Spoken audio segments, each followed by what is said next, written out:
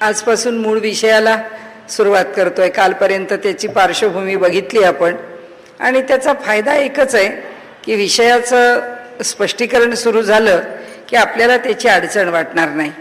आता पहिला जो सूत्राचा भाग आहे त्यामध्ये त्यांनी असं म्हटलंय की स्मृत्यनवकाश दोष प्रसंग इति चेन्नान्य स्मृत्यनवकाश दोष प्रसंगात. त्यांचं म्हणणं असं की स्मृतींच्या ठिकाणी प्रकृती जगाचे कारण आहे असे मानले नाही तर सांख्य मतानुयायी काही स्मृती व्यर्थ ठरतील असे म्हणू नये. कारण सांख्य मताने तसे मानले तर वेदांत मतानुयायी अन्य स्मृती व्यर्थ ठरतील. म्हणजे त्या सूत्राचा अर्थ असा झाला की एका स्मृतीमध्ये किंवा कोणत्याही एका स्मृतीच्या आधाराने आपण त्याचा विचार करणारच आहोत की सांख्य दर्शनाकरता कोणत्या ऋषींची स्मृती लाभदायी ठरली तर सांख्य दर्शनाकरता कपिल मुनींची स्मृती प्रमाणभूत मानली जाते. आता त्यांचं म्हणणं असं की स्मृत्यानवकाश दोष प्रसंग इति म्हणजे दोष प्रसंग कशाचा निर्माण होईल की कपिल महामुनींची स्मृती आहे ज्या स्मृतीच्या आधाराने सांख्यांनी प्रकृती ही जड आहे पण ती प्रधान आहे आणि पुरुष हा निष्क्रिय आहे आणि तो त्यामध्ये फक्त असण्याचं उदासीन असं काम करतो आहे असं मानून हे सगळं दर्शन प्रकृती प्रधानतेने निर्माण केलंय. तर आता इथे उत्तर देताना त्याच्यामध्ये पूर्व पक्ष आता आपल्या लक्षात असेल तर पुन्हा एकदा की ह्या सगळे विषय मांडण्याची पद्धत अशी असते की पूर्व पक्ष करून जे पुढच्या माणसाचं मत असतं की ज्याला आपल्याला उत्तर द्यायचं आहे त्याचं मत आधी मांडायचं आणि मग त्याच्यावरती आपल्याला जे उत्तर द्यायचं आहे ते द्यायचं. त्यामुळे जे पहिल्यांदा मांडलं जातं किंवा पहिलं मत आहे ते मत काय आहे तो पूर्व पक्ष आहे जे समोरच्या माणसाचं मत आहे ज्याचं आपल्याला खंडन करायचं आहे आणि आपण ज्या पद्धतीने खंडन करतो त्याला सिद्धांत पक्ष असं म्हणतात. आता त्यामुळे हा जो पूर्व पक्ष आहे तर त्यांनी काय पूर्व पक्ष केला इथे सौम्य केला. त्यांनी असं म्हटलंय की प्रकृती ही जर तुम्ही जगाचं कारण मानलं नाहीत तर काय होईल. ज्या स्मृतीमध्ये प्रकृती हे जगाचं कारण मानलं आहे त्या स्मृतीला डावलल्यासारखं नाही का होणार. मग त्यांना डावलून कसं चालेल. जर आम्हाला सगळ्या स्मृती प्रमाण आहेत तर त्या पण स्मृतीला डावलून आपल्याला चालणार नाही. हा एक भाग झाला. आता दुसरा भाग त्यांनी असा म्हटला अहो बरोबर आहे तुमचं म्हणणं पण जर सांख्य मताप्रमाणे जर तसं मान्य केलं तर मग बाकीच्या ज्या वेदांत मताला अनुसरण करणाऱ्या स्मृती आहेत त्या स्मृतींना नाही का डावलल्यासारखं होणार. म्हणजे तुम्ही एका स्मृती करता काय वेदमताला तुम्ही डावलणार का. वेदमत सांगणाऱ्या स्मृतींचा तुम्ही विचार करणार नाही का असं ते सूत्र आपल्याला प्रश्न विचारताय. म्हणजे एकामध्येच पूर्व पक्ष पण आहे आणि त्याच्यामध्येच तो जो उत्तर पक्ष किंवा सिद्धांत पक्ष आहे त्याचं पण विजय त्याचं पण थोडक्यात मांडणी करून झालेली आहे. आता या सूत्रावरती जे भाष्य आहे त्यांनी असं सांगितलं की अहो कपिल महामुनींची ही श्रुती जे किंवा त्यांच्या स्मृती ग्रंथामध्ये असलेलं हे जे त्यांचं मत आहे त्या मताला अनुसरून सांख्यांनी या ठिकाणी आपलं मत किंवा आपलं दर्शन हे उभं केलेलं आहे. आता त्या मताला अनुसरून जर सांख्यांचं दर्शन उभं राहिलेले आहे तर कपिल मताला अनुसरणाऱ्या स्मृती काही ज्या 4-2 असतील त्या स्मृती आम्ही जर हे मान्य केलं नाही तर व्यर्थ ठरतील. पण वेदांत मताला मानणाऱ्या ज्या अनेक स्मृती आहेत आणि वेदांत मत म्हणजे वेदाचा अंतिम भाग म्हणून वेदांत वेदमत अनुयायी अशा ज्या स्मृती आहेत त्या स्मृतींचं मग काय करायचं. त्या स्मृतींच्या विषयी तुम्हाला काहीतरी उत्तर द्यावं लागेल ना. बरं अनेक स्मृती किंवा अधिकाधिक स्मृती म्हणजे आपण आपल्या भाषेत टक्केवारीत बोलायचं तर 98% स्मृती या वेदाला अनुसरणारे आहेत आणि 2% स्मृती जर कपिलांच्या मताला अनुसरणारे आहेत तर मग त्या स्मृतींचा विचार कसा करायचा. त्या स्मृतींच्या करता वेदमताला डावलायचं का असं करणं योग्य ठरेल का असं विचारलं. बरं, पुन्हा आपल्याकडे एक शास्त्रार्थ आहे. तो कसा आहे? श्रुती स्मृती पुराणोक्त असलेला हा आपला जो धर्म आहे, सनातन वैदिक धर्म, या धर्माच्या संदर्भामध्ये आपल्याकडे असा एक नियम आहे की पुराणांनी काही गोष्टी लिहिल्या किंवा पुराणामध्ये कशाचा उल्लेख आला तर पुराणात आलेला जो उल्लेख आहे तो उल्लेख आपल्याला कधी जर विवाद्य वाटला, त्याच्याविषयी स्वीकारावं का स्वीकारू नये असं वाटलं, तर मग हा स्वीकारायचा की नाही याचा निर्णय कसा करायचा? तर त्याचा निर्णय मागे यावं लागतं. पुराणात जे सांगितलंय त्याला पुरावा देणारं, त्याला बल देणारं स्मृतीमध्ये काही म्हटलंय का? तसं जर काही म्हटलं असेल तर मग त्या पुराणांमध्ये जे म्हटलंय ते स्वीकारण्याला काही अर्थ आहे. तसं जर म्हटलं नसेल तर ते स्वीकारता येत नाही. त्याच्या पलीकडे जाऊन जर स्मृतीमध्ये निर्णय होऊनच गेला की हे स्वीकारावं, हे स्वीकारू नये, तिथे चांगला ठोस पुरावा मिळाला तर मागे पण जायची गरज नाही. पण जर तिथे सुद्धा आपलं मन साशंक झालं तर श्रुतीमध्ये जायला पाहिजे, म्हणजे वेदांमध्ये मूळ मंत्रसंहितेमध्ये गेलं पाहिजे आणि तिथे काय म्हटलंय हे पाहिलं पाहिजे. म्हणजे वेद ह्या मूळ उगमापाशी आपल्याला काय विधान करायचं हे तपासून पाहिलं पाहिजे. आणि आपण काल परवा 2 दिवस सांख्य दर्शनाबद्दल बोलताना म्हटलं की नाही की हे वैदिक दर्शन आहे. सांख्यांनी जी मतं उचलायची आहेत ती वेदांच्या मधूनच, उपनिषदांमधूनच मंत्र उचलून घेतलेले आहेत आणि ते मंत्र घेऊनच आपलं मत मांडलेलं आहे. मग आता जर वेदांच्या आधारावर मत मांडलं आहे आणि आपलं मत सिद्ध करण्याकरता किंवा आता प्रत्यक्ष त्या मताचं दर्शन उभं करताना जर त्यांनी ज्या स्मृतींना आधार वेदामध्ये नाही अशा स्मृतींच्या आधाराने जर काही विषय मांडला तर तो कसा स्वीकारायचा? म्हणजे आपलं कसं होतं माहितीये का व्यवहारामध्ये की आयुर्वेदाचं औषध गुणकारी आहे म्हणून आयुर्वेदाचं औषध घ्यायचं, पण आयुर्वेदाच्या वैद्यांनी किंवा डॉक्टरांनी सांगितलेलं पथ्य फार कडक आहे म्हणून आपल्या सोयीस्कर डॉक्टरांच्याकडे जाऊन विचारायचं की ॲलोपॅथीचे डॉक्टर जे आहेत ते सहसा त्यांच्या औषधाला पथ्य सांगत नाहीत. ते म्हणतात तुम्ही काही खाओ, अँटीबायोटिक्स दिलेली आहेत तुम्हाला, इतकं ब्रॉड स्पेक्ट्रम ड्रग आहे की तुम्ही काही खाल्लं तरी तुम्हाला काही होणार नाही. मग ते म्हणतात औषध घ्यायचं एका वैद्याचं आणि पथ्य करायचं दुसऱ्या डॉक्टरचं. मग आता त्या औषधाचा गुण कसा यावा? तसं आहे इथे की वेदाचं अनुसरण करायचं. वेदमताकरता आम्ही आमची जी काही मांडणी आहे ती त्या आधाराने करतो असं म्हणायचं, पण आपल्याला जे सोयीस्कर मिळेल तिथून पुरावे गोळा करून त्या स्मृतींचा विचार करायचा. तेव्हा त्यांनी सांगितलं की असं नाही चालणार.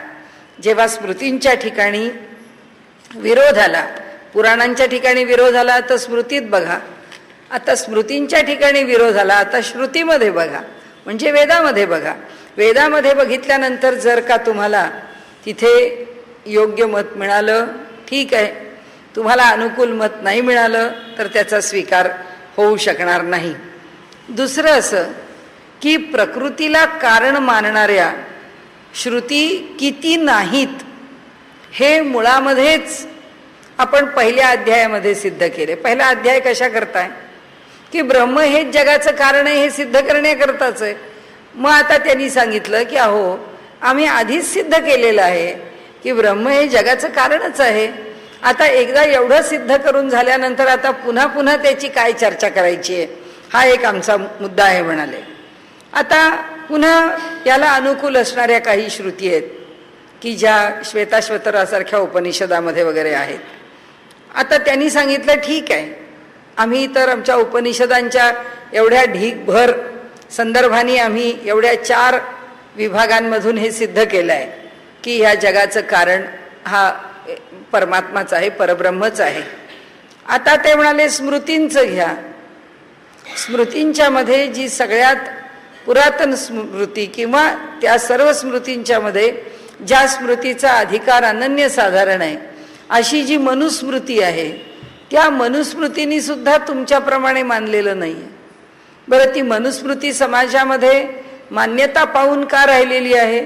कारण त्या मनुस्मृतींनी जसं काही तत्वज्ञान, आचार, धर्म, तसंच काही साधना, काही व्यवहार, काही समाजाचे नियम, काही व्यक्तीला समाजात वावरताना आवश्यक असणारे नियम, विवाहादी समाज धारणा करण्याकरता आवश्यक असणाऱ्या गोष्टी, अशा अनेक गोष्टींचा उहापोह मनुस्मृतीमध्ये केलेला आहे. आणि का तर एक चांगला सुदृढ आणि निकोप समाज निर्माण व्हावा म्हणून, आणि समाजामध्ये सर्व स्त्री पुरुषांचा आचार चांगला चारित्र्य संपन्न आणि पुण्यकारक असावा म्हणून.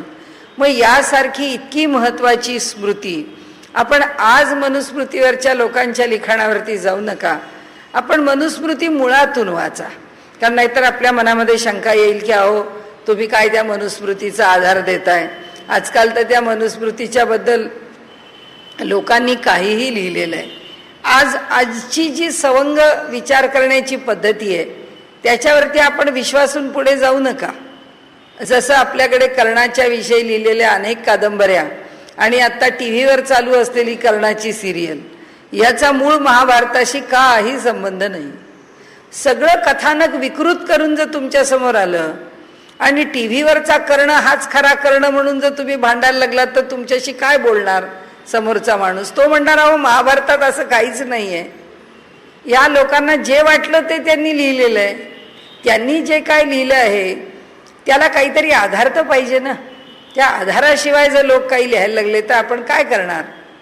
आणि त्यामुळे मनुस्मृती हा जो ग्रंथ आहे, या ग्रंथाचं अनन्यसाधारण जे महत्त्व आहे ते एवढ्याच करताय की त्यांनी संबंध समाजाला केलेला जो उपदेश आहे तो इतका हितकर आहे. म्हणजे आपल्याला आश्चर्य वाटेल की आता अलीकडे त्याची चळवळ पण उभी राहिली की जयपूरच्या न्यायालयामध्ये मनूचा पुतळा बाहेर आहे. आणि का होता?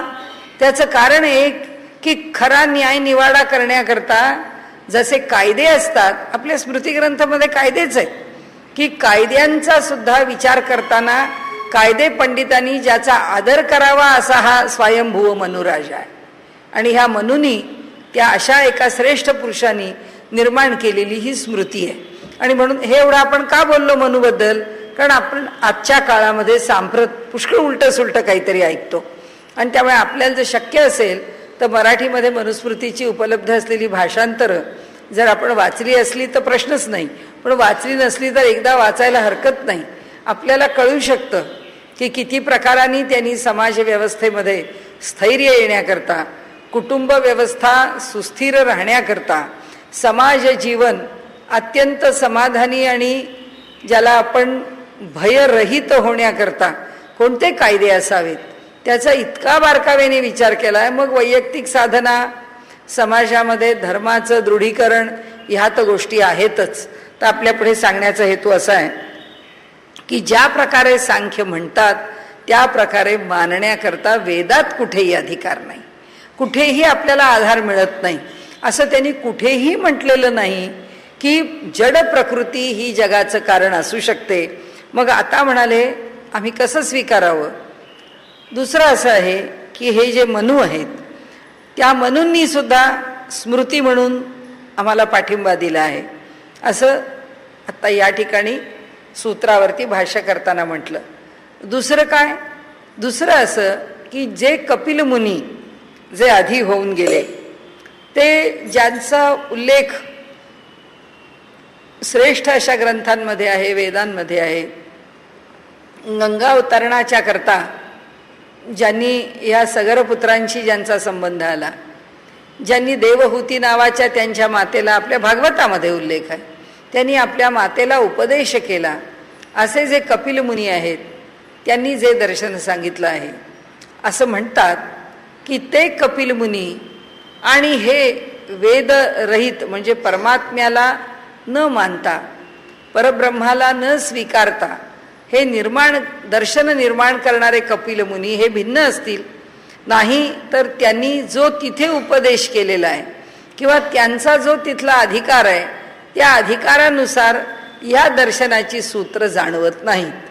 असं म्हणून त्यांनी सांगितलं की जर का या ठिकाणी आपल्या असं लक्षात येतं की त्या अधिकारी श्रेष्ठ अशा कपिल मुनींच्या विचारांशी इथे फारकत आहे, तर कदाचित हे कपिल मुनी भिन्न असू शकतील.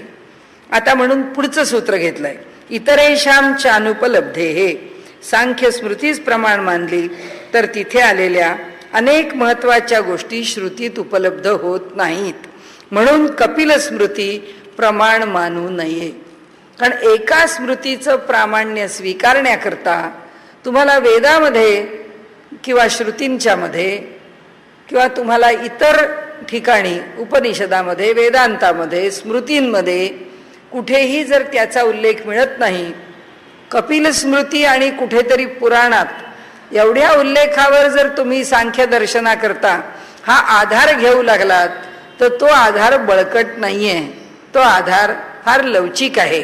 आणि म्हणून ते म्हणतात की काही झालं तरी सुद्धा श्रुतीमध्ये आणि स्मृतीमध्ये याला सबळ पुरावा मिळत नसल्यामुळे कपिल स्मृती जी आहे ती आधार मानू नये आणि सांख्य दर्शनाचा स्वीकार करू नये असं व्यासांनी सांगितलं. पुढे म्हणतात एतेन योग प्रयुक्त. ते म्हणतात याच्यामुळेच योगाचं खंडन झालं असं समजा. पातंजल योग दर्शन एक अतिशय सुंदर दर्शन आहे. आणि जसं हे आपण ब्रह्मसूत्र हे दर्शन आहे, उत्तर मीमांसा अप्रतिम दर्शन आहे, पूर्व मीमांसा एक अप्रतिम दर्शन आहे. कर्मकांड्यांच्या करता विशेष रूपाने ज्यामध्ये फार बारकाव्याने चर्चा केली आहे असं पूर्वमीमांसेचं स्वरूप आहे. आणि उत्तर मीमांसा ही तर वेदांत्यांची ढालच आहे, कारण ते न्यायप्रस्थान आहे. आता तसंच हे सांख्य आणि योगामधलं जसं सांख्य दर्शन अत्यंत प्रभावी आहे तसंच योगदर्शनही प्रभावी आहे, संपूर्ण दर्शन आहे. योगदर्शनामध्ये चिकित्सा म्हणून योगात प्रवेश करा असं म्हटलंच नाही. योगदर्शनाचा पहिल्या सूत्राचं स्वरूपच अथ योगानुशासनम असंच म्हटलं की म्हणून आता योगाचं अनुशासन आता इथून सुरू झालं, योगाचं अनुशासन सुरू झालं. याचा अर्थ असा, योग मार्गाला जर जायचं आहे, योगाच्या मंदिरात जर प्रवेश करायचा आहे, तर आता आमचं अनुशासन आहे, आमचे नियम आहे, आमच्या नियमातच वागलं पाहिजे, आमच्या नियमातच राहिलं पाहिजे, तरच हा योग साध्य होईल, नाही तर होणार नाही. त्यामुळे योग साध्य करून घ्यायचा असेल तर योगाचं अनुशासन मान्य केलं पाहिजे. आणि म्हणून तिथे जसं अथातो धर्म जिज्ञासा, अथातो ब्रह्म जिज्ञासा, इथे जिज्ञासा वगैरे नाही. योग हा जिज्ञासेचा विषय नाहीये, योग हा अनुभवण्याचा विषय आहे. योगाचा अनुभवच घ्यायचा आहे. आणि त्यामुळे जो योगभ्रष्ट आहे तोही त्या भ्रष्टतेचाच अनुभव घेतो, आणि जो योगाचा अनुयायी आहे तोही योगाच्या अनुकूलतेचाच अनुभव घेतो. हे शास्त्र अनुभवाचं आहे, हे शास्त्र नुसतं कुतूहलाने जाणण्याचं नाही आहे. आणि म्हणून त्यांनी असं म्हटलंय की शास्त्रच मोठं सुंदर आहे, शास्त्र परिणामी आहे, शास्त्र फल देणारं आहे. त्यामुळे या शास्त्राला नावं ठेवावीत असं आम्हाला वाटत नाही. पण काय करणार म्हणाले, या शास्त्रांनी त्या सांख्यांच्या प्रमाणेच असे भिन्न भिन्न पुरुष मानलेले आहेत. आमच्या प्रत्येकाच्या ठिकाणी तो जो द्रष्टा आहे त्या द्रष्ट्याला भिन्न भिन्न पुरुष म्हणून स्वीकार केलाय. तदा द्रष्टुहु स्वरूपे अवस्थानम असं त्यांनी वर्णन केलंय. म्हणून तो जो द्रष्टा या ठिकाणी चित्त म्हणून व्यवहार करणारा, आणि चित्ताचं चित्तपण निघून गेल्यानंतर ते जे चैतन्य आहे ते आपल्या मूळ स्वरूपाला प्राप्त झाल्यानंतर तदा द्रष्टुह स्वरूपे अवस्थानम, आपल्या मूळ रूपामध्ये तो जाऊन राहतो, त्याला मूळ स्थिती प्राप्त होते. म्हणजे त्या पुरुषाला आता जी बंधनं आहेत ती जाऊन तो केवल स्थितीला प्राप्त होतो असं म्हटलंय. हे व्यास म्हणतात आम्ही कसं त्यांना मान्य करायचं. वेदव्यासांनी म्हटलं असे इतके आत्म्याचे भाग, इतके चैतन्याचे तुकडे स्वीकारता येत नाहीत, फक्त त्यांचं मोठेपण कशा एवढं एकच आहे, दोष काढावा असा एवढा एकच आहे. आणि दुसरं असं की त्यांनी कशी का असेना, सांख्यांनी बिलकुल ईश्वराला मान्यता दिली नाही, यांनी ईश्वराला मान्यता दिलेली. आणि यांनी काय म्हटलंय, यांनी पुरुष विशेष असं त्याला नाव दिलंय. तो ईश्वर कसा आहे, तर हे सगळे आमच्या अंतःकरणातले पुरुष आहेत. या पुरुषांच्या वर असणारा असा जो पुरुष विशेष आहे तो कशापासून दूर आहे? सुख आणि दुःखापासून अपरमृष्ट हा, या सगळ्यापासून दूर आहे. त्याला सुखदुःखाची बाधा होत नाही.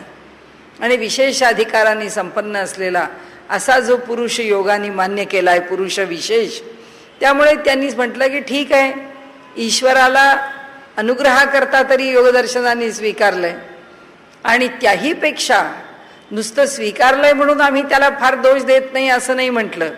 त्यांनी असं म्हटलंय, त्याहीपेक्षा आम्ही या दर्शनाचं कौतुकच केलं आहे, या दर्शनाची आम्ही प्रशंसाच केली आहे. त्याचं कारण असं आहे की हे दर्शनच तितकं उपयोगी आहे. कुणालाही कोणत्याही मार्गाने ईश्वराची उपासना साधना करायची असेल तरी योग हा त्याला प्राथमिक आहे. त्याचं कारण काय आहे? त्याचं कारण देवाच्या पूजेला जरी माणूस बसला तरी आसन घालणार आहे. आसनाशिवाय काम भागत नाही. योगामध्ये यमनियम सांगितलेले आहेत. ते यमनियम कोणत्याही मार्गाला चुकलेले नाहीत. यम म्हणजे अहिंसा, सत्य, अस्तेय, अपरिग्रह, ब्रह्मचर्य. म्हणाले हे कोणाला चुकले नाहीत, जे अपरिवर्तनीय नियम आहेत. साऱ्या विश्वामध्ये कोणी कोणत्याही जाती धर्म पंथाचा असो, स्त्री असो पुरुष असो, कुठल्याही मार्गाचा अनुयायी असो, त्याला हे आवश्यकच आहे. सत्याचा मार्ग अवलंबलाच पाहिजे, अहिंसेने राहिलंच पाहिजे. कुणाच्याही विषयी अभिलाषा, कशाच्याही विषयी अभिलाषा अंतःकरणात असता कामाच नाही. आणि अपरिग्रह, सारखं काहीतरी मिळावं आणि मी त्याचा संग्रह करावा ही तर अपेक्षाच असू नये. काही नको, परिग्रह नकोच. आणि त्यामुळे तो पूर्णपणे सोडून द्यावा अशा प्रकारे, आणि सतत त्या परब्रह्माच्या चिंतनामध्ये राहावं, हे तर कोणत्याही मार्गाला आवश्यक आहे. त्याच्या पुढे त्यांनी सांगितलं की आता नियम, यम झाले, नियम आहेत. शौच, संतोष, तप, स्वाध्याय, ईश्वर प्रणिधान, हे नियमच आहेत सगळे. की शौच, संतोष, तपस्वाध्याय. म्हणाले शौच शुचिता, संतोष समाधान, स्वाध्याय प्रत्येकाने काहीतरी केलंच पाहिजे. शौच, संतोष, तप झालंच पाहिजे, स्वाध्याय झालाच पाहिजे, ईश्वर प्रणिधान, हे सगळे नियम आहेत. की प्रत्येकाच्याकडे शरीर मन बुद्धीची शुचिता पाहिजे. भक्तीला काय सांगितलंय? भक्तीत सांगितलंय अंतःकरण शुद्ध झालंच पाहिजे. तुकाराम महाराज म्हणतात अंतःकरण कशाला शुद्ध होतं? आमचं तर देह पण शुद्ध आहे. ते म्हणतात ब्रह्मीभूत काया होतसे कीर्तनी. आम्ही कीर्तन करतो, भगवंताचं नामसंकीर्तन करतो, पण आमचं शरीर सुद्धा शुद्ध आहे. ते सुद्धा ब्रह्मरूप होतं. कोण ब्रह्मरूप होतो? ज्याला ती विशुद्ध स्थिती येते तो, जे त्या विशुद्ध चैतन्याला शरीर पोचू शकतं. या पंचमहाभूतांना विशुद्ध चैतन्यापर्यंत नेण्याचं सामर्थ्य तुकाराम महाराजांच्या कीर्तनात आहे. त्यामुळे शुद्धी सगळीकडे अपेक्षित आहे. शौच सगळीकडे अपेक्षित आहे. शौच म्हणजे शुद्धी मनाची, बुद्धीची, शरीराची. आता काय, आता आपण औषधं घेतो, कशाकरता घेतो? ब्लड प्रेशर झालं घे औषध, हार्टचा प्रॉब्लेम आला घे औषध. कारण हे वातावरण असं आहे, जीवन पद्धती अशी आहे की माणसाच्या देहाची शुचिता राखणं अवघड झालेलं आहे. आणि त्यामुळे देहामध्ये निरनिराळ्या प्रकारची विषद्रव्य राहत आहेत की जी विषद्रव्य, जे विषाणू, जी टॉक्सिन्स आमच्या शरीरावरती परिणाम करत आहेत. हा आमच्या जीवन पद्धतीचा आम्हाला मिळालेला प्रसाद आहे असं म्हणा. ज्या पद्धतीचं जीवन आम्ही स्वीकारलंय, योगाने असं म्हटलंय सगळं शुची राहिलं की आपल्याला काही अडचण नाही. शौच, संतोष, अंतःकरणामध्ये प्रत्येक क्षणी संतोष असावा, हा दुसरा भाग आहे. नियम आहे, नियमाने संतोष. कुणीतरी वेडवाकडं बोललं तरी सुद्धा संतोष आहे, त्याचा राग नाही आहे. ठीक आहे, तुकाराम महाराजांच्या चरित्रातल्या अनेक कथा आहेत की ज्याच्यामध्ये त्यांना कधी वाकडं दिसलंच नाही, त्यांना कुणी रागावलं असं वाटलंच नाही. त्यांच्या पत्नींच्या संदर्भात सुद्धा अनेक कथा सांगितल्या जातात. असो, पण संतुष्टता ज्याची ढळूच शकत नाही.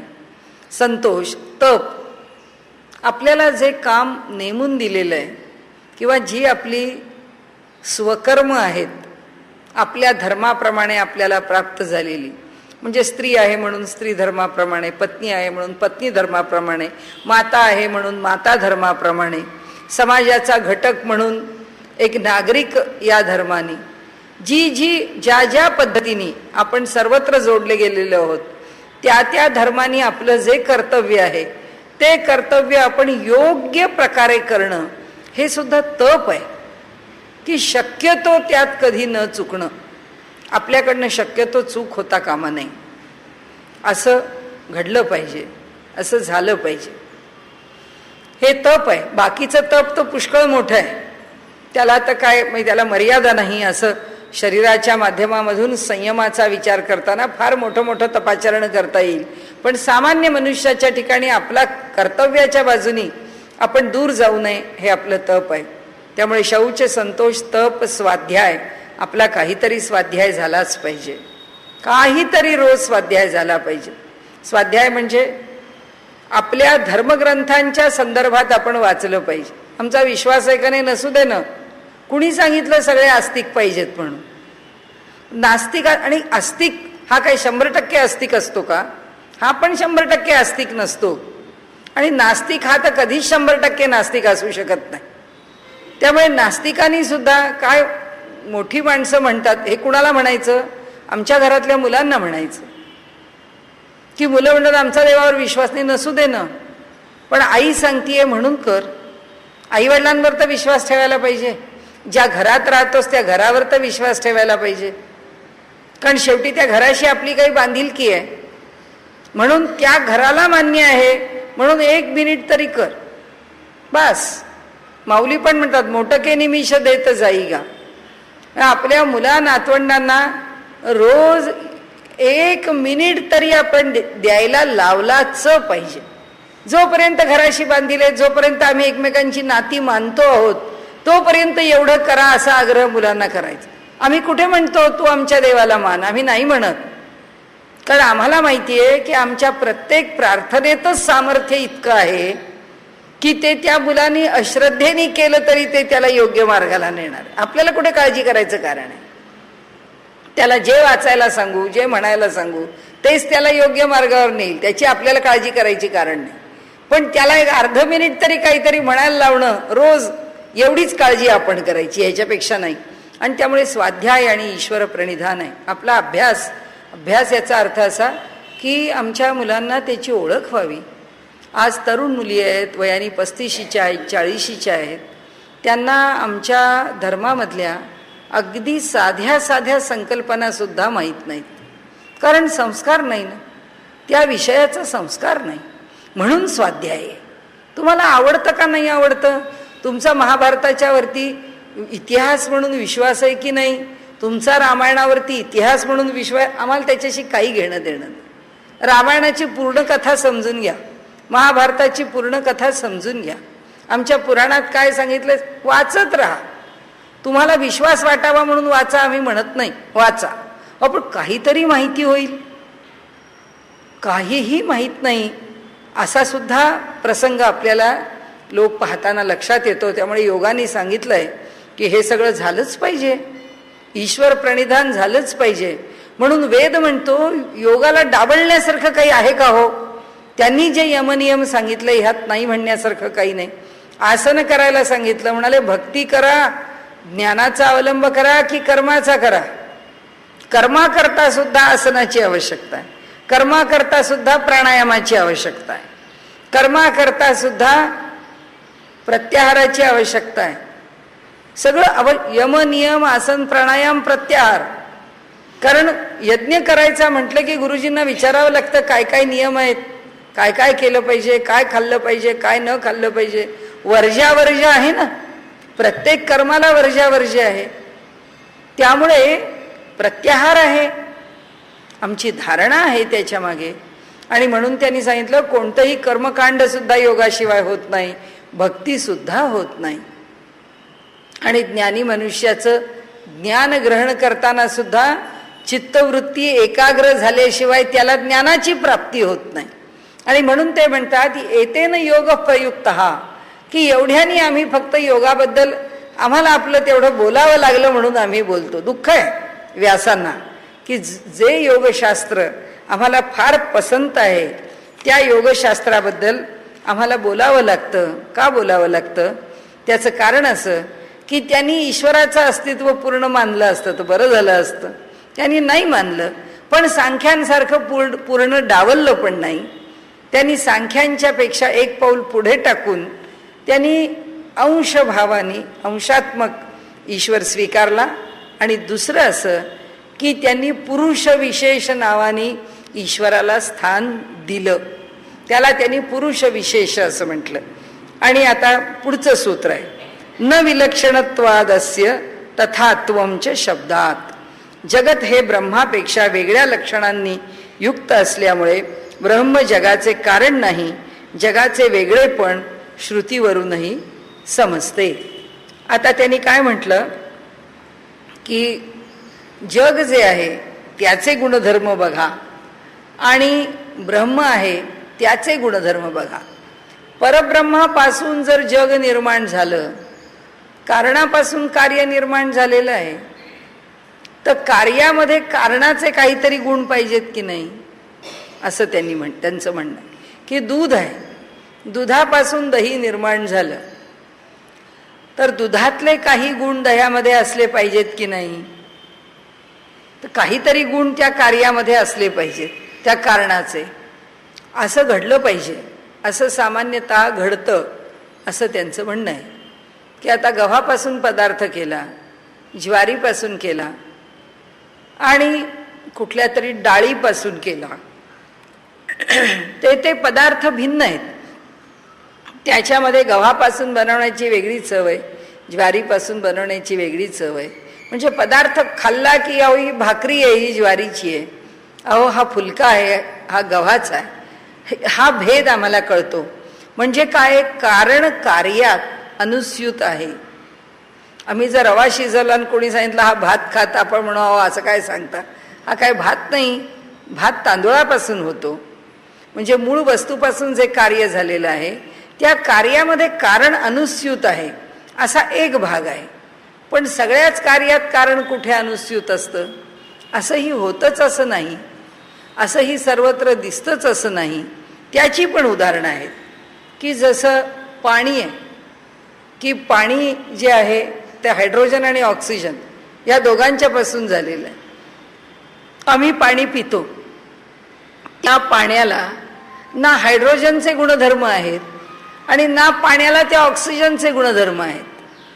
हा हायड्रोजन जो आहे तो ज्वालाग्राही आहे आणि ऑक्सिजन जो आहे तो जळण्याला मदत करणारा आहे. हायड्रोजन स्वतः जळणारा आहे आणि ऑक्सिजन जाळण्याला मदत करणारा आहे. पाणी स्वतःही जळत नाही आणि पाणी जाळण्याला मदतही करत नाही. उलट जाळ लागला तर पाणी विझवतंय आणि ते स्वतः तर जळतच नाही. म्हणजे आहे का याच्यामध्ये कार्यामध्ये कारण आहे का? असे खूप पदार्थ आहेत. अशा खूप गोष्टी आपल्याला सांगता येतील. की त्यांचा जो युक्तिवाद आहे त्यांचा युक्तिवाद असा आहे की कार्यामध्ये आम्हाला कारण दिसत नाही. म्हणजे कसं, तर ते म्हणाले पहा, आता म्हणाले घट घेतला आम्ही, तर घटामध्ये जसे मातीचा घट बनवला तर त्या घटात मातीचे गुणधर्म. जर पट घेतला, वस्त्र घेतलं, तर वस्त्रामध्ये त्या मूळ कापडाचे गुणधर्म. म्हणजे समजा आम्ही रेशमाचं वस्त्र घेतलं, पट आहे विणायला घेतला, तो रेशमाच्या धाग्यांनी घेतला, तर रेशमाच्या धाग्यांनी विणलेलं वस्त्र वेगळं दिसेल.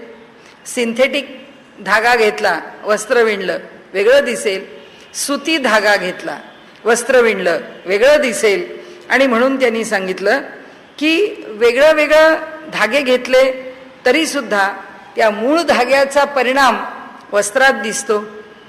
माती घेतली, आता आम्ही माठ बनवले की आमच्या महाराष्ट्रातले घेतो आणि सुरया घ्यायच्या की आम्ही दिल्लीच्या घेतो, कारण त्या दिल्लीच्या मातीमध्ये गार करण्याचा गुणधर्म आहे.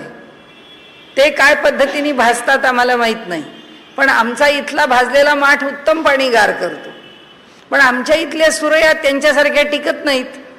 त्यांची सुरई घेतली तर 10-10 वर्ष सुरईला काही होत नाही आणि पाणी गार करते. आमच्या इथली सुरई करत नाही. प्रत्येक मातीचा गुणधर्म आहे, तो त्या मातीमध्ये उतर आहे. तर ते म्हणाले मातीचा गुणधर्म माठात आहे की नाही. ते सांगतात तंतूचा गुणधर्म वस्त्रात आहे की नाही, ते सांगतात ब्रह्म सूक्ष्म आहे, जग आम्हाला दिसणार आहे, बोजड आहे, मोठं आहे, ब्रह्मासारखं आहे का ते अतिसूक्ष्म नाहीच आहे, काहीही घ्या, हे आम्हाला सगळं ह्या जगामध्ये दिसतंच आहे. तसंच म्हणाले ब्रह्म चेतन आहे, जग जड आहे. म्हणाले जगामध्ये दुःख भरून राहिलेलं आहे, ब्रह्म आनंद रूप आहे.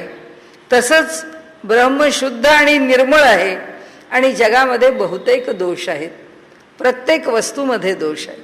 मला कमळ आहे चिखलात आहे, काय करायचं, अशा प्रत्येक वस्तूच्या ठिकाणी आम्हाला दोष दिसतात. म्हणाले तसंच असा विरोध पुष्कळ आहे आणि ब्रह्म आणि जग या दोन गोष्टींमध्ये इतका विरोध असताना हे जग जे आहे ते ब्रह्मापासून निर्माण झालं कसं म्हणणार. ब्रह्म हे जगाचं उपादान कारण आहे. आपण पहिल्यांदा बघितलेलं आहे की निमित्त कारण आणि उपादान कारण. निमित्त कारण म्हणजे कुंभार आणि उपादान कारण म्हणजे माती. ते आता आपण गेल्या भागामध्ये पाहून झालेलं आहे की उपादान कारण म्हणजे माती आहे, चाक आहे, थापटणं आहे, पाणी आहे, हे सगळं मिळूनच तो घट बनणार आहे. पण बनवणारा कोण आहे, तो कुंभार आहे. मग आता परमात्मा या जगाचं निमित्त कारण आहे, ह्याच्यावर आत्ता भांडण नाही आहे चालू, म्हणून त्यांनी त्या उपादान कारणावर आले. जग कुणापासून बनलं आहे या वादावर आहोत आपण. कुणापासून म्हणजे उपादान कारण, म्हणजे ही प्रकृती जी आहे ती उपादान कारण आहे ह्या जगताचं, असा विषय चाललाय. ती जड प्रकृतीच हे जग निर्माण करते, तिच्यापासूनच हे जग निर्माण होतं. ते वेदांती म्हणतात नाही नाही, ते जग काही त्या जड प्रकृतीपासून निर्माण होत नाही, ते जग जे आहे ते ब्रह्मापासून निर्माण होतं. मग तुमचं ब्रह्म जर उपादान कारण आहे, त्याच्यापासून जर जग निर्माण होत असेल तर मग ते ब्रह्मासारखं पाहिजे की नाही, अत्यंत सुंदर, दोषरहित, निर्मल, आनंदमय, चिरकाल, एकदा निर्माण झालं की संपायलाच नको असं व्हायला होतं. तसं नाही आहे. जगामध्ये नाश आहे, जगामध्ये दोष आहे, जगामध्ये दुःख आहे. मग कसं काय ब्रह्म त्याचं उपादान कारण. ह्याला काय म्हटलं त्यांनी, हा पूर्व पक्ष आहे. हे कोण बोलतंय, हे सांख्य बोलतायत. आता आणखीन सांख्य म्हणतात अभिमानी व्यपदेशस्तु विशेषानुगतिभ्याम. म्हणजे भूतांच्या ठिकाणचं जे चेतनत्व आहे त्याच्या ज्या अभिमानी देवता आहेत त्यांना अनुलक्षून वर्णिले आहे असे विशेष संबंधावरून दिसते. तर आता एकाला उत्तर दिलंय, ह्यात दोन्ही आपण स्वीकारू शकतो, दोन्ही अंतर्भूत आहे. आता हा जो पहिला पूर्व पक्ष आहे उपादान कारण स्वीकारावा का न स्वीकारावं, त्याच्यावरती आता उत्तर आहे. म्हणून ते म्हणतात, आता काय म्हटलं त्यांनी की तुम्ही भूतांच्या ठिकाणी ज्या गोष्टी केल्या, म्हणजे काही काव्यांनी वर्णन केलेलं आहे, काही सूक्तांमध्ये असं रूपकात्मक वर्णन आलेलं आहे. त्याच्यामध्ये काय म्हटलंय की मातीने भाषण केलं, पाणी त्याच्याशी बोललं. आता माती भाषण करेल का, म्हणजे मातीच्याकडनं काही पाण्याला उपदेश होईल का. मग त्यांनी उपदेश केल्यावर पाणी तिच्याशी बोलेल का. तेव्हा तेजानी पाहिलं, हे दोघे काय बोलतायत हे तेजानी पाहिलं. आणि अशी वाक्य जेव्हा श्रुतीमध्ये येतात तर म्हणाले ही माती जड आहे, हे पाणी जड आहे, तरी सुद्धा तुम्ही जेव्हा असं बोलता तेव्हा म्हणाले हे जे विधान आहे हे विधान त्यांच्याकडनं केलं जातं, म्हणजे विरोधाकडून केलं जातं. तर म्हणाले ही विधानं कुणाच्या संबंधी आहेत. सांख्य म्हणतात जडाच्या संबंधी आहेत. माती बोलली, पाणी बोललं, तेजानी पाहिलं आणि घडलं. म्हणजे काय झालं, म्हणजे घडलं ना, ह्या जडांकडून घडणं, माती आणि पाण्याकडून घडलं ना, तेजाकडून घडलं ना. म्हणजे म्हणाले जडाकडून निर्मिती होते की नाही, जड निर्माण करतं. ज्या अर्थी माती म्हणाली त्या अर्थी त्यांनी असं म्हटलं. त्याच्यावर उत्तर दिलंय की अहो ही अलंकारिक भाषा आहे, ही रूपकाची भाषा आहे. माती बोलत नाही, पाणी त्याला उत्तर देत नाही. मग कोण आहे. म्हणाले त्यालाही उदाहरण दिलं. म्हणाले व्यवहारात वेदांनीच बोलायला पाहिजे का. आम्ही म्हणतो की लाटांनी तांडव मांडलं, आम्ही सुद्धा म्हणतो की नदी गीत गाते, नदीच्या स्वरात सागराची, आज तर अगदी परवलीचा शब्द आहे किंवा लोकांना आवडणारे शब्द आहेत, त्यातला सागराची गाज असा शब्द आहे. हल्ली सगळेजण तो जो सागराचा घनगंभीर लाटांचा येणारा आवाज आहे, त्याला आता लाटांचा नाद कोणी म्हणत नाही, आता त्याला सागराची गाज असं म्हणतात, की ही समुद्राची गाज आहे. म्हणजे त्याचं ते गीतच आहे समुद्राचं, अखंड आहे. गंगा नदी वाहते, आता तिची परिस्थिती कठीण आहे, पण कुठेतरी जेव्हा ती जरा बरी वाहू शकते, कारण एवढी धरणं बांधून त्या गंगेची वाट लावून टाकली आहे. त्यामुळे पूर्वी गंगा जी वाहती, आपल्याला सुरू झाला गंगेचा किनार की गंगेचा नाद आपल्याला ऐकायला मिळायचा. अखंड गंगेला ती तिचं गीत गाते, तिचा अखंड नाद आहे. आणि त्यामुळे तो अखंड कानात आहे. आपण म्हणतो वृक्ष डोलायला लागले, मग वृक्ष डोलायला लागले म्हणजे त्यांना काय समजून डोलायला लागले असं नाही. हे सगळं जसं अलंकारिक आहे तसं ते अलंकारिक आहे माना. अलंकारिक आहे असं मानायचं नाही. तर वृक्ष डोलू शकतो का? शकतो. त्याची जी देवता आहे त्या देवतेला जर त्या ठिकाणी चैतन्य प्राप्त झालं तर तो वृक्ष सुद्धा डोलू शकतो.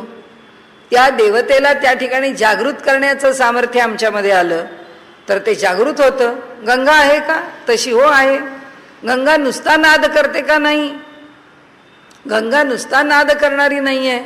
तर गंगेच्या ठिकाणी गंगा गंगेती यो ब्रूयात योजनानाम शतैरपी, हजारो मैल दूर बसून सुद्धा गंगेच्या नावाचं स्मरण करणाऱ्याला पावन करणारी जी गंगा आहे ती दर्शन देते की नाही देते?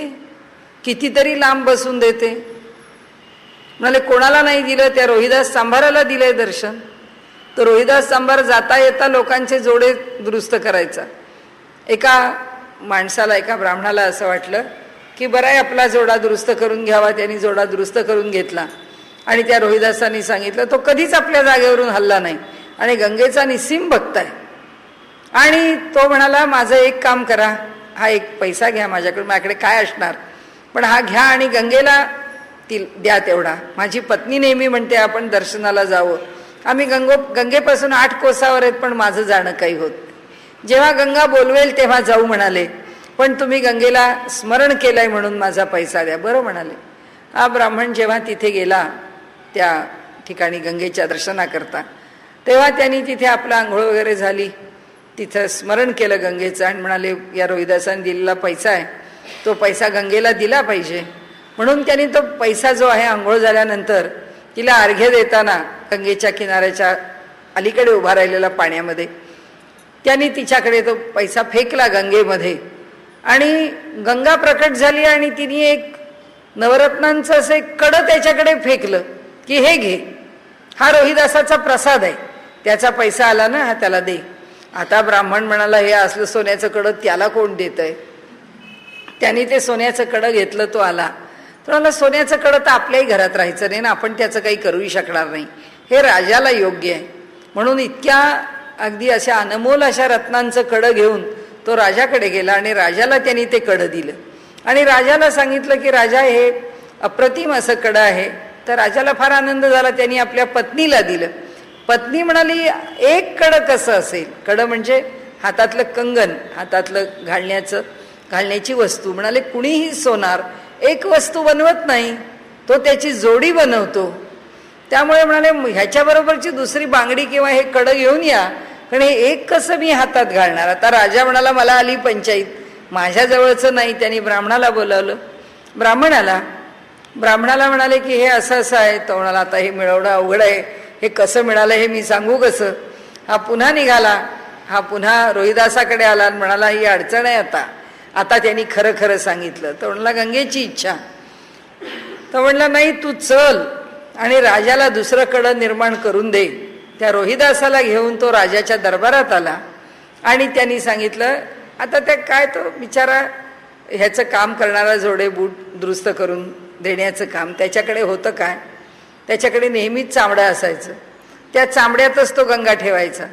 तो आपलं चामडं घेऊन आला पाणी ठेवायचं आणि तो म्हणला गंगा ठेवायची आहे. तर ब्राह्मणाने आणलेली गंगा होती. म्हणाला मी याच्यात गंगा ठेवतो, तू तुझ्या मातेला आवाहन कर आणि ती माता तुला दुसरं कडं देईल.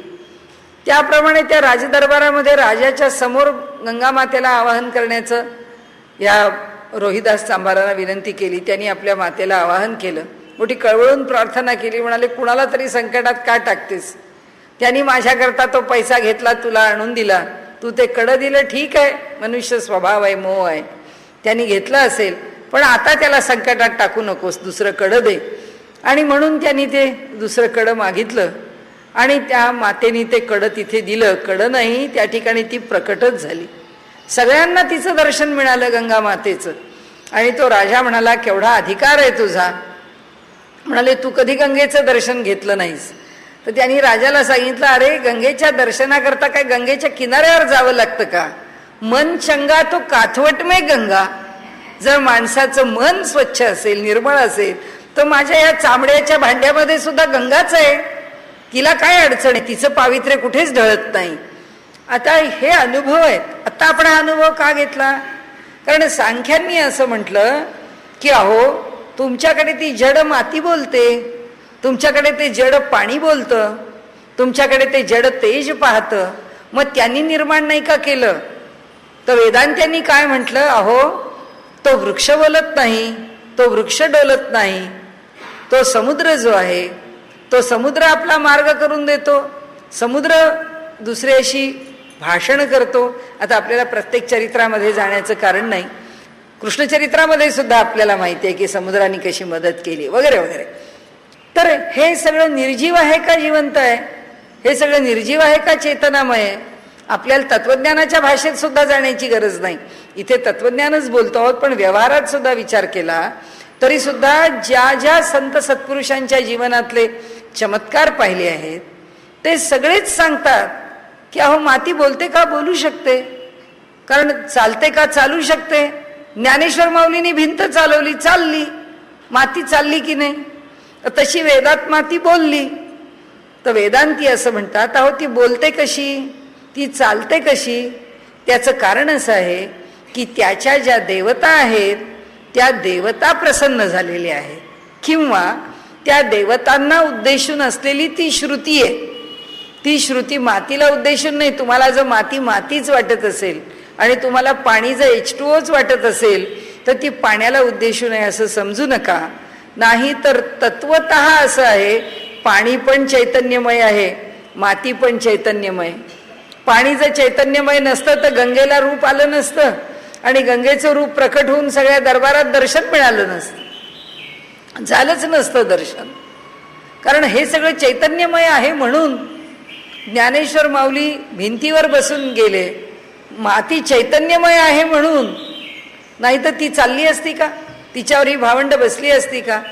आणि म्हणून त्यांनी इथे असं म्हटलंय की तुम्ही जे आवाहन केलं आहे, तुम्ही जे म्हणता की जडापासून हे निर्माण होतं, हे जड नाही. या जडाच्या आतमध्ये चैतन्यच आहे, या जडाच्या आतमध्ये परब्रह्मच आहे, या जडाच्या आतमध्ये परमात्माच आहे आणि तोच हे जग निर्माण करतोय. त्यामुळे तुम्ही म्हणता त्याला काही आधार नाही आणि म्हणून हे जग चेतनापासून निर्माण होतं. हे जग काही जडापासून निर्माण होत नाही आणि म्हणून जगाचं उपादान कारण, जग निर्मितीच्या मागचं जी दोन कारणं आहेत, निमित्त आणि उपादान, त्यातलं उपादान कारण म्हणजे कुंभार आणि माती किंवा कुंभार आणि घट असं म्हटलं तर माती, थापटणं, चाक, पाणी हे सगळं उपादान कारण. म्हणजे देव स्वतःच घडवायला बसलाय आणि जे घडवायचंय त्या वस्तू पण तोच झालाय. आपण काल परवा म्हटलं तसं देवाने सांगितलं, मी आधी हे जग निर्माण केलं, जशा मातीच्या बावल्या कराव्यात तसं, आणि मी त्या सगळ्यांमध्ये प्रवेश केला. ते कुणी कसंही म्हणावं, म्हणून आपण त्याची चर्चा पुष्कळ केली की असं म्हणावं का असं म्हणावं, असं काही नसतं. ज्याला जे योग्य वाटतं ते तो तसं म्हणतो.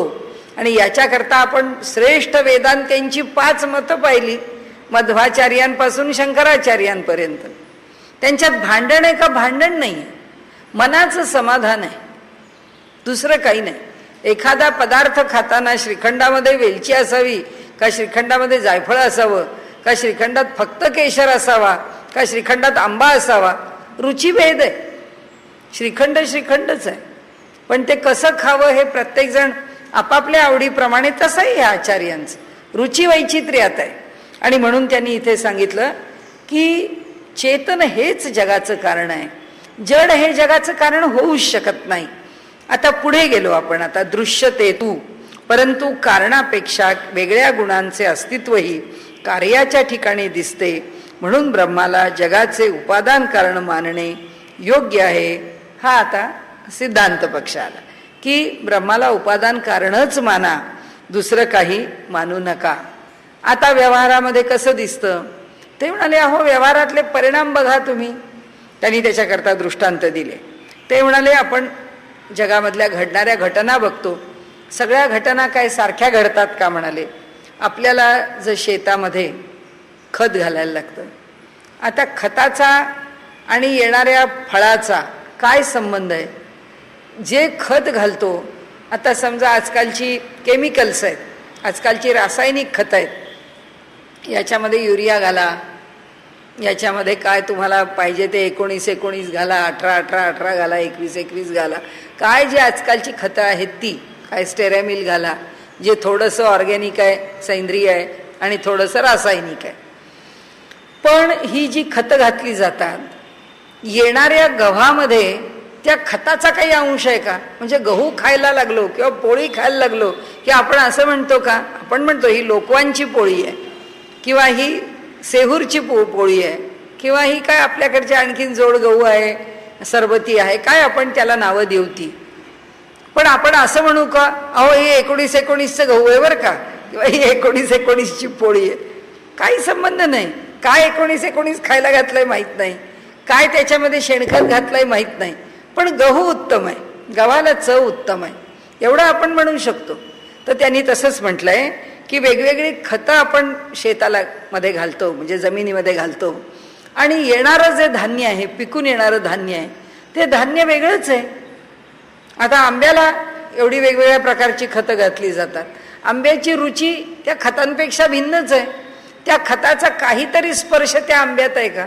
असा जर असता तर कुणी आंबा खाल्ला असता का? त्या रुचीला जर त्याचा स्पर्श झाला असता तर. आणि त्यामुळे त्यांनी सांगितलं की असं होत नाही. म्हणाले, माणूस जे अन्न खातो आणि ज्या अन्नाने त्याचा देह वाढतो, त्याला ज्यानी देह वाढतो, म्हणजे अन्न खातो आम्ही, ते अन्न आम्हाला पुष्ट करतं का? म्हणाले, अन्न नाही पुष्ट करत, त्या अन्नाचं विघटन होतं. समजा एखाद्या माणसाला आपण म्हटलं, अरे फार बारीक झालास तू, चांगलं वाटीभर तूप खात जा, तब्येत चांगली होईल तुझी, त्याला खारीक तूप नाहीतर काहीतरी चांगला खुराक घे, बदाम बिदाम असा खारीक खोबऱ्याचा. तर तो म्हणतो, अहो त्या खारीक खोबऱ्याचा खुराक देऊन काय उपयोग, ह्या पोटात पचवता आलं पाहिजे ना. त्या पोटाने पचवलं तर ते माझ्या अंगाला लागेल, माझ्या आतड्यांची क्षमताच नाही आहे ते पचवण्याची, तर माझी आतडी काय पचवतील, असा तो का म्हणतो? तर त्यांनी त्याच्याकरताच दृष्टांत दिला. ते असं म्हणतात की मनुष्याला खाण्याकरता उत्तम पौष्टिक पदार्थ दिले. पौष्टिक पदार्थ म्हणजे पुष्ट होणं आहे का? नाही म्हणाले. त्याला पुष्ट करण्याकरता ज्या प्रक्रियेतून जावं लागतं आणि देहाने त्याचं शोषण करून घ्यावं लागतं, ते शोषण झालं तर पुष्ट आहे, नाहीतर काय. जसं डॉक्टरांना माहीत असतं की आजकाल लोकांना विटॅमिन्स कमी पडतात, आजकाल लोकांना बी कॉम्प्लेक्स कमी पडतं, आजकाल लोकांना कॅल्शियम कमी पडतं, सगळं कमी पडतं. मल्टीविटॅमिन्स त्यांना दिली जातात. B12 पण घ्या म्हणतात, फॉलिक ॲसिड पण घ्या म्हणतात, जनरल विटॅमिन बी घ्या म्हणतात, कॅल्शियम घ्या म्हणतात, नर्स करता वेगळं टॉनिक घ्या म्हणतात. मग आता हे एवढं सगळं आमचं शरीर ॲब्सॉर्ब करणार आहे का? पण डॉक्टरांना एक आशा आहे की एवढ्या वाटीवर गोळ्या दिल्या म्हणजे यातल्या अर्ध्या तरी जातील, तेवढ्यावर तरी शरीर पोसेल.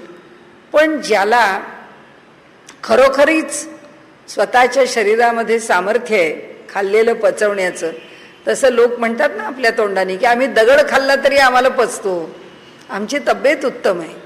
तर यांनी इथे असं म्हटलंय की काय खातो आणि पुष्टी कशाची, असं जर म्हटलं, न खाणारी माणसं सुद्धा चांगली पुष्ट असतात. मी आमच्या लहानपणी पाहिलेलं आहे, आमच्या परभणीमध्ये त्यांना सगळे शेंगदाणे महाराज म्हणायचे. एक मुठभर फक्त शेंगाचे दाणे रात्री भिजत घालायचे आणि दुसऱ्या दिवशी सकाळी तेवढे शेंगदाण्याचं ते भिजलेले शेंगादाणे खायचे, दिवसभर काही दूध नाही, पाणी काही खायचे नाही. मी त्यांना आमच्या जवळ राहिलेलं पाहिलेलं आहे. मग आता कशाने पुष्टी आहे? अन्नानी पुष्टी आहे? कशाने पुष्ट होतात? एवढ्या मुठभर दाण्याने तरुण मनुष्य पुष्ट होतो. आमच्या योगाच्या मध्ये तर आमचे अधिकारी, आमच्या पुण्यातले अयंगार वगैरे ही मंडळी तर म्हणतात की प्राणायाम हे असं पुष्ट करणारं साधन आहे की तुम्हाला काय खाण्यापिण्याने तुम्ही पुष्ट होता असं नाही, प्राणायामच तुम्हाला हवेतून सगळी विटॅमिन्स देतो, सगळी विटॅमिन्स देतो, सगळी मिनरल्स देतो, सगळे ॲमिनो ॲसिड्स देतो, सगळं देतो. म्हणजे शेवटी इथे सांगण्याचा हेतू काय माहिती आहे का? त्यांना एकच म्हणायचं आहे की जे बनतं ह्या जगामध्ये किंवा जे प्राप्त होतं, असं कुणी सांगितलं, कारणापेक्षा वेगळ्या गुणाचे अस्तित्वही कार्याच्या ठिकाणी दिसते. म्हणजे जे खाण्याकरता आम्ही घेतलं आहे, जे अगदी आपण योग्याचं समजा, जो वायूवरती, त्याच्याकरता रामकृष्ण परमहंसांच्या चरित्रामध्ये आलेला त्या लँगटांचा उल्लेख आहे. त्यांचं चरित्र वाचण्यासारखं. ते काय खात होते? काही खात नव्हते. केवळ समाधीच्या माध्यमामधून स्वतःचा देह पुष्ट करत होते आणि देहावरती जर कोणती आपत्ती आली तर त्या आपत्तीचं सुद्धा निराकरण केवळ समाधीमधून करत होते. मग कारण काय आहे आणि परिणाम काय? कार्य काय तर देहाची तंदुरुस्ती आणि कारण काय तर समाधी. कारण काय तर प्राणायाम आणि परिणाम काय तर शरीर एकदम आरोग्य संपन्न, नो डेफिशियन्सी. आता काय संबंध आपल्या शरीराला पुष्ट करण्याचा आणि प्राणायामाचा? तसं त्यांनी इथे त्याचं उत्तर दिलं आणि ते म्हणतात की इथे तुम्हाला उत्तर देतो की म्हणाले एक कार्बन आहे आणि मूलद्रव्य कार्बन आहे, त्याच कार्बनचा हिरा पण आहे, त्याच कार्बनचा कोळसा पण आहे. मग आता हिऱ्याचे गुणधर्म तो कार्बनच आहे, तरी तो किती वेगळे आहेत आणि कोळशाचे गुणधर्म किती वेगळे आहेत. मला हिरा कोणताही कठीण पदार्थ कापू शकतो आणि कोळसा आम्हाला अग्नी देतो. दोघांचं रूप वेगळं, दोघांचे गुणधर्म वेगळे.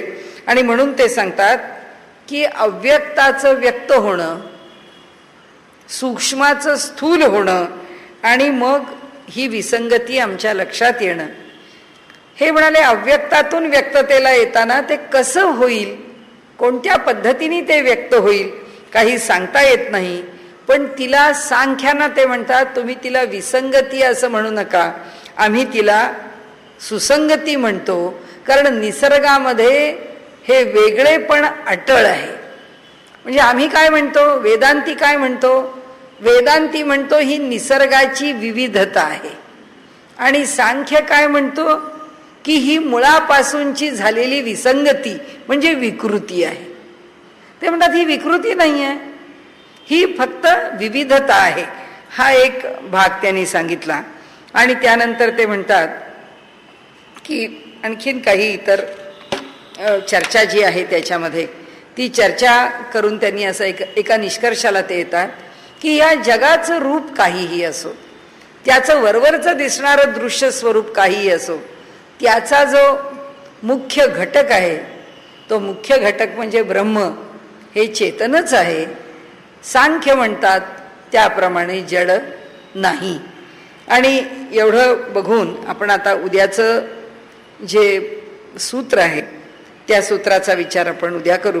त्यांनी इथे असं म्हटलंय असदिती चेन्न प्रतिषेध मात्रत्वात, उत्पत्तीच्या पूर्वी जगदरूपी कार्य असत होते असे म्हणू नये, कारण असत शब्दाने केवळ व्यक्ततेचा निषेध केला आहे.